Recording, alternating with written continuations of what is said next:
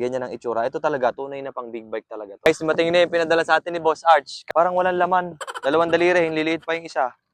Parang walang laman ni Parang prank yata ito ni Boss Arch eh. Shoutout Boss Arch.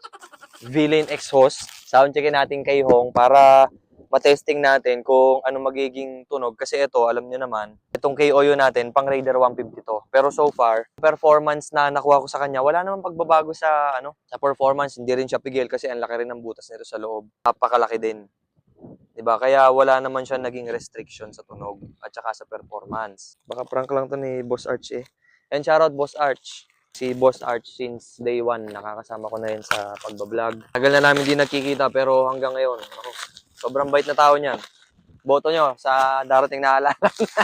Oy, sobrang gaan. Hindi ko alam kung aling pipe to ha. Wow. Tingnan natin ang nilalaman. Ito na. Wala, ba't sobrang gaan nga? Ang gaan. Tapos, may kasama siyang mga springs. Ito na siya guys, oh. Natin kung sasakto dun sa link pipe natin na ginawa. Hindi pala ako naggawa, yung mga tropa natin dyan sa bae. Wow! R9 V-Lane exhaust. Ang laki ng butas. Laki ng butas guys sa dulo. Sabi ko sa inyo, iba talaga ang design ng mga pipes para sa mga big bike talaga. Ganyan ang itsura. Ito talaga, tunay na pang big bike talaga to. Yan ang itsura ng R9 na V-Lane exhaust. Ang laki ng butas dito. O palaki siya guys. Ang pumupunta rito sa dulo, lumalaki ng lumalaki. Blind comparison muna. Tingnan nyo muna kung alin yung nakakabit. Tapos eventually sa may bandang dulo ng video, i-reveal ko kung alin yung number 1 tsaka number 2. So sound checkin natin siya ngayon. Ito yung number 1. Number 1. Dito talsik.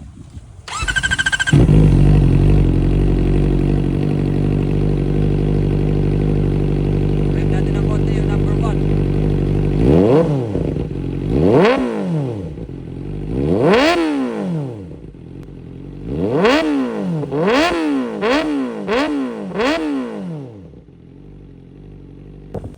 Number 2, testing, sound check. Kasama ang ingay sa buong paligid. Idle.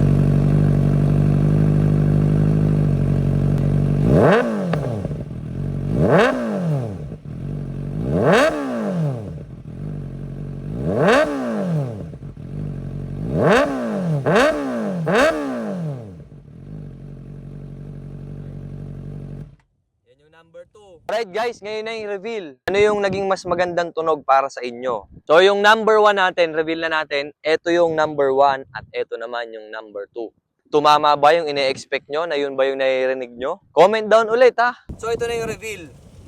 Yung number 2, itong KOU. Yung number 1, itong V-Lane. Number 1, dito talsik. Number 2, testing, sound check. Kasama ang ingay sa buong paligid. Idle. Ay! Hindi sumakto sa ating bracket. Hindi siya sumakto. Sound check. Testing natin itong dalawang pipe. Sound check, mabilis. Wala. KOU.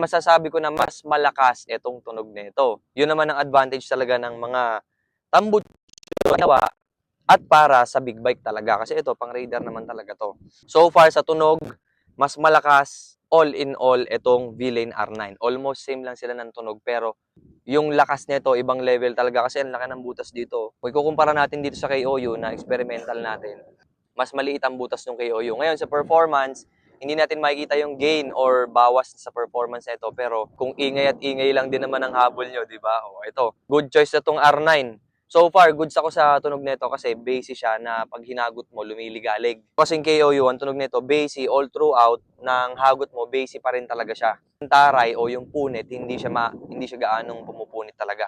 More on tahimik, hindi nakakaya sa kapitbahay. Pero pag ito, napakalakas talaga. Nga lang, hindi natin siya makakabit ngayon kasi wala tayong link tube na sasakto dito. Kita nyo naman, offset na offset yung tubo kanina. Diba? Soon, kakabit din natin to. Mabibigyan ko kayo ng maganda-gandang review na itong pipe na to. Guys, maraming shoutout, Sir Juan Moto. Maraming shoutout, Boss Arch. Maraming salamat po ulit dito. Kung naghahanap kayo ng pipe nyo na isang mabilisan, slip-on, full system, pwede kayong pumunta dyan sa Sir Juan Moto. Subok na yan ng mga tropa nating naka-big bikes.